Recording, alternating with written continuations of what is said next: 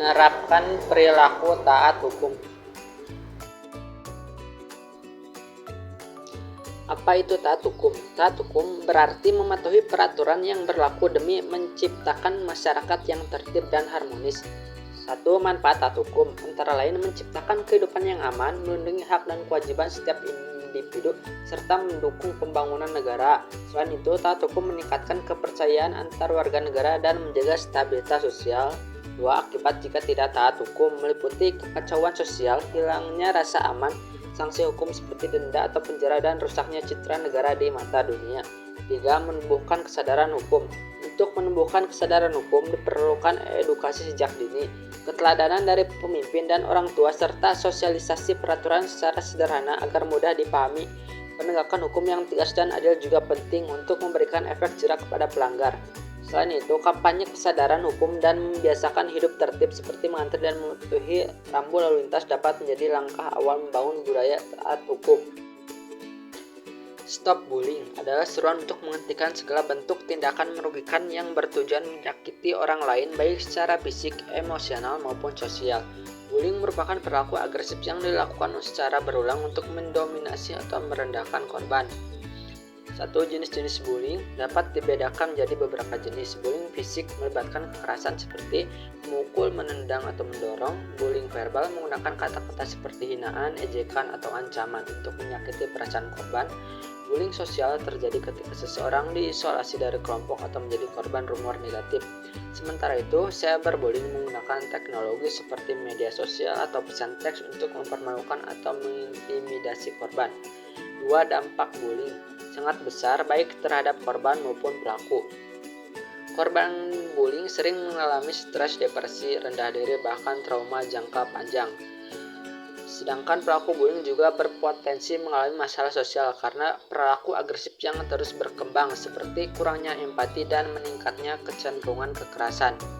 3. Cara mengatasi dan mencegah bullying. Diperlukan upaya bersama dari keluarga, sekolah, dan masyarakat. Edukasi tentang pentingnya saling menghormati dan empati perlu ditanamkan sejak dini. Orang tua dan guru juga harus membangun komunikasi terbuka agar anak merasa nyaman berbagi masalah.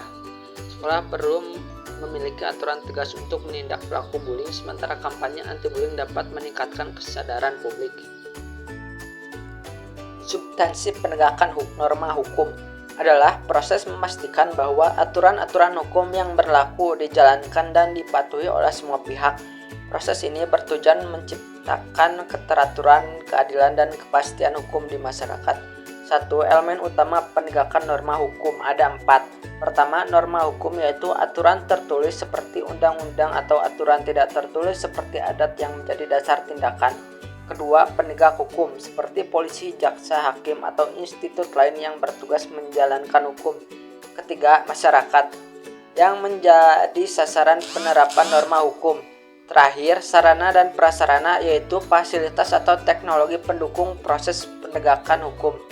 2. Cara penegakan norma hukum dilakukan melalui 2 pendekatan utama yaitu pencegahan dan penindakan. Pencegahan dilakukan untuk menghindari pelanggaran hukum, misalnya dengan sosialisasi atau edukasi hukum kepada masyarakat.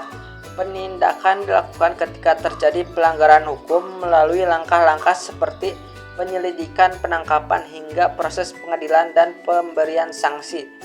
Selain itu, penegakan hukum dapat dilakukan melalui mediasi untuk menyelesaikan konflik tanpa pengadilan atau melalui penerapan sanksi yang bertujuan mendidik dan memberikan efek jera. Dan merupakan persoalan mendasar dalam hubungan antara negara dengan warga negara maupun antar warga negara. Hak adalah sesuatu yang diterima oleh seseorang, kewajiban adalah sesuatu yang harus dilakukan dengan penuh tanggung jawab. Setiap warga negara mempunyai hak yang telah terjamin dan kewajiban yang dilakukan untuk mendapatkan hak tersebut. Itulah mengapa pelaksanaan hak dan kewajiban harus seimbang. Setiap orang memiliki hak dan kewajiban, baik sebagai individu, warga masyarakat, maupun warga negara. Nah, untuk latihan, coba kalian diskusikan dengan teman kalian mengenai contoh hak dan kewajiban sebagai warga. baik itu sebagai warga masyarakat ataupun warga negara. Dan itulah pembelajaran kita kali ini. Thank you for watching.